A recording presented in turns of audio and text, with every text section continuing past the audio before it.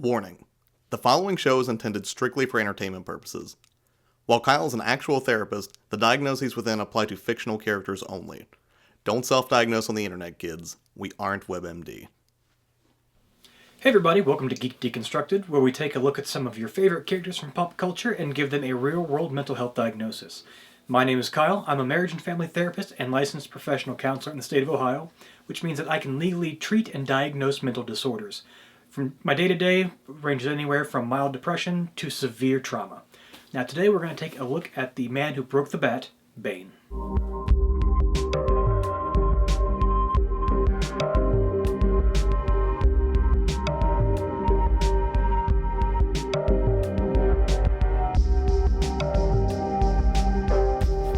Now when it comes to Bane, just like a lot of comic book characters, there are several different options that we can look at.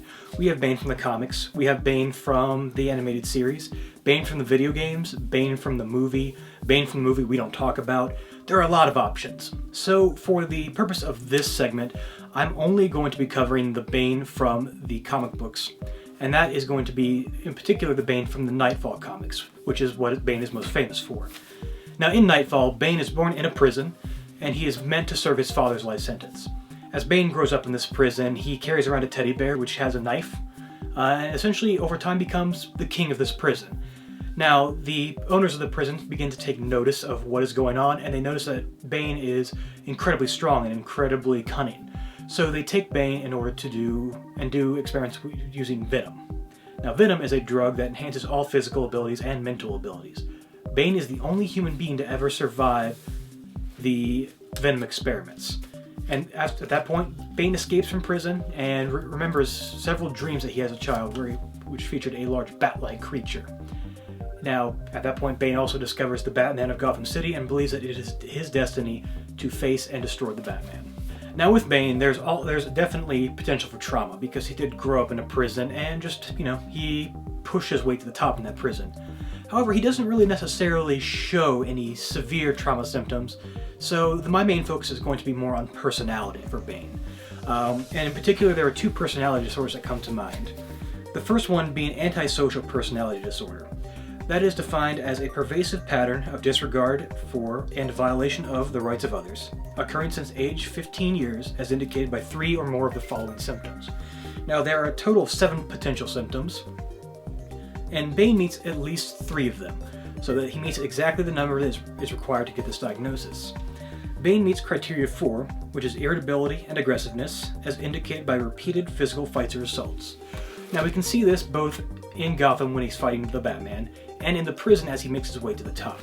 So Bane is killing his way to the top in prison, and then he goes to Gotham City and fights the Batman and essentially breaks him. Bane also meets criteria 5, which is reckless disregard for safety of self or of others. Again, we can kind of see this with Bane's behavior both in prison and in Gotham City. It doesn't matter what it takes as long as he gets what he wants and as long as he is rising to power. Finally, Bane meets criteria 7, which is lack of remorse as indicated by being indifferent to or rationalizing having hurt, mistreated, or stolen from another. In this case, we can definitely see it with Bane's encounter with Batman, because Bane doesn't really have any remorse for what he does to Batman. It's all about his own destiny and his own well-being. So Bane does in fact meet criteria for antisocial personality disorder. Now, in addition to antisocial personality disorder, Bane also meets criteria for narcissistic personality disorder. Now, narcissistic personality disorder is defined as a pervasive pattern of grandiosity in fantasy or behavior, need for admiration, and lack of empathy, beginning by early adulthood and present in a variety of contexts, as indicated by at least 5 or more of the following symptoms. Now, we can see this with Bane because he is kind of preoccupied with his own success and with fantasies of being more important than he actually is.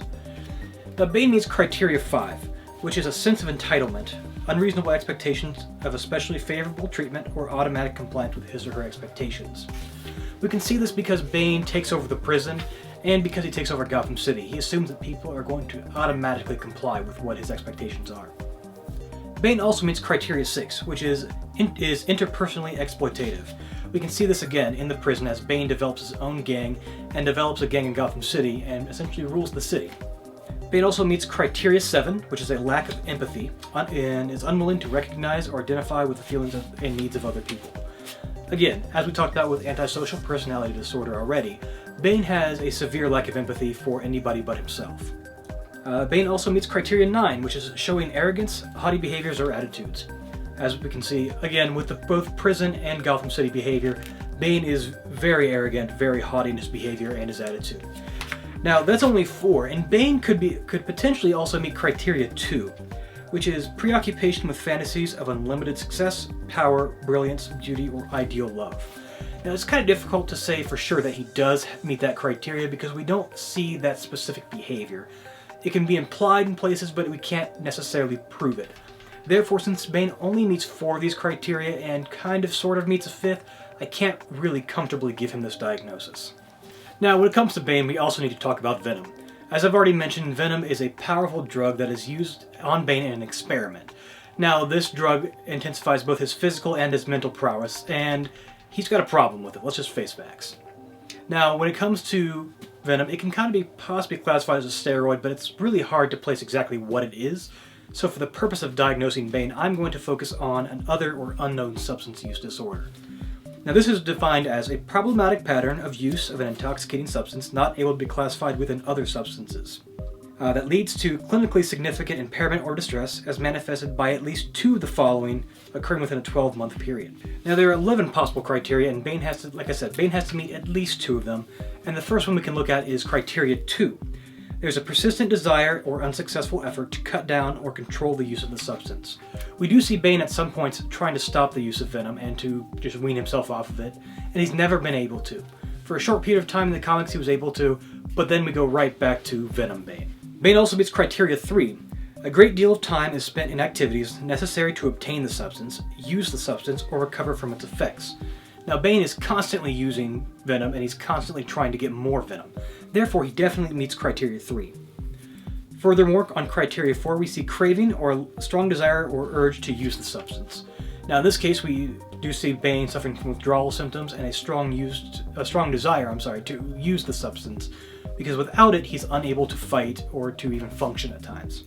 Criteria 6 is continued use of the substance despite having persistent or recurrent social or interpersonal problems, caused or exacerbated by the effects of its use. Now, obviously, Bane has a lot of social or interpersonal issues, both with his personality disorder and his just kind of interactions with other people. He takes over a prison, he breaks Batman's back, he takes over Gotham for a period of time. The drug is there and it just exacerbates those symptoms and makes them worse. Criteria 8 is recurrent use of the substance in situations which are physically hazardous. Again, Bane uses the substance whenever he can, and it's almost always physically hazardous when he does because it's either going to bring harm to himself or someone else. Criteria 9 is use of the substance is continued despite knowledge of having a persistent or recurrent physical or psychological problem that is likely to have been caused or exacerbated by the substance. Now, Bane is clearly aware of his own anger, his own issues, and his fighting, but he continues to use the substance despite the fact that it clearly continues to make those symptoms worse and makes his personality worse. Finally, Bane meets criteria 11, which is withdrawal. And there are 2 possible ways that withdrawal can be manifested. In this case, Bane meets criteria B, which is the substance or a closely related substance is taken to relieve or avoid withdrawal symptoms. As I've already said, Bane does suffer from withdrawal when he does not use Venom, and therefore when he is unable to use it, he does suffer from very serious withdrawal symptoms to the point of almost dying. Now, while Bane really only needs 2 of these criteria, he meets an overwhelming 7. Now, the DSM, that is marked as a severe case of substance use disorder. What does that mean big picture for Bane? That means that if Bane walked into my office right now, I would be very comfortable diagnosing him with both antisocial personality disorder and a severe substance use disorder. However, I would still try to rule out narcissistic personality disorder because he's still 1 criteria shy, but that still has possibility because that 1 criteria might actually be met. Alright everybody, well thank you so much for watching. If you like the video, make sure you share it and leave a like here on the video. Also subscribe to Geek's podcast, and we'll be putting out one every week or every 2 weeks or whatever we decide in the end. And make sure that you leave a comment below. Tell me who I should diagnose next, because otherwise I'm just gonna have to do Deadpool, and you know how much I fucking hate Deadpool.